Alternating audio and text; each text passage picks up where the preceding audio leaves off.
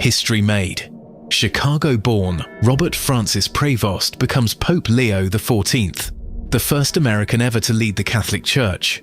What will this former Peru missionary and Vatican insider bring to St. Peter's throne? White Smoke delivers daily bulletins tracking this unprecedented pontificate as it unfolds. Will Leo XIV continue Francis's inclusive vision or forge a new path blending American pragmatism with Latin American experience? And what does his papal name choice signal about his priorities? White Smoke. Essential daily insights where ancient tradition meets modern challenge. New episodes every day wherever you get your podcasts.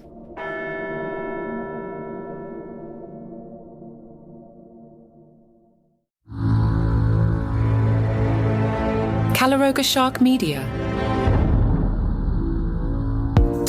It is a great time to be alive, and hi, I'm Johnny Mac with 5 good news stories. Why is it such a great time, John? Well, the world's tallest dog got to meet the world's shortest dog.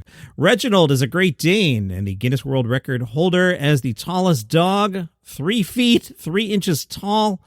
And Reggie towered over 4-year-old Pearl, the shortest dog in the world, who stands 9.14 centimeters, that's 3.6 inches. Now, if you're like, are they going to get along? They did. Reggie's owner, Sam, says obviously bringing the smallest dog in the world with the tallest dog in the world, there's a little bit of anxiety. I know Reggie's very gentle and very, very kind to Pearl, as best as he could be, and then when he was done, he was done. Vanessa is Pearl's owner and said, when Pearl meets bigger dogs, she's really friendly. I think she has no idea she's a small dog. I think Reggie was trying to be careful around her, so I think that might be the main reason he wanted to stay away, because he was really, gentle with her. That's an amazing quality. That talks a lot about how caring and loving he is. I think you can see through the photos and videos the love we have for our pets. They're part of the family. Now, what's really interesting is Vanessa owned the previous shortest dog, Miracle Millie, who was 9.65 centimeters tall. Millie passed away in 2020. But we also learned of Pearl that Pearl likes to bark in front of the various cafes until they give her some cream.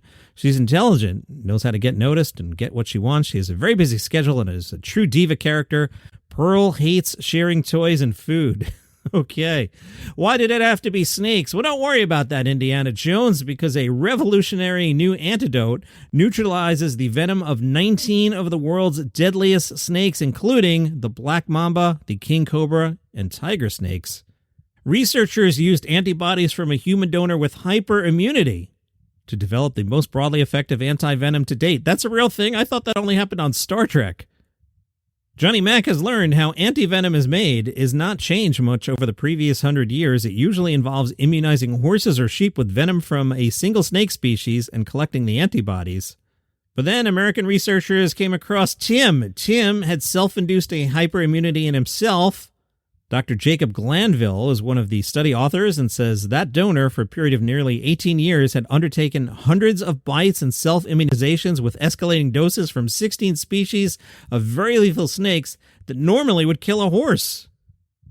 Meanwhile, in Florida, be on the lookout. There's a monkey on the loose.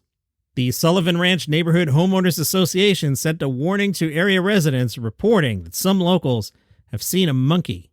One local captured video of a monkey. Now, I'm reading the article here, and it tells us one resident, quote, captured video of a monkey while he was picking up his daughter.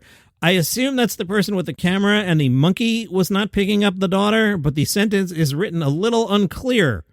We've also learned that monkeys are not native to Florida, but a population of rhesus monkeys have lived in the wild in the state for decades.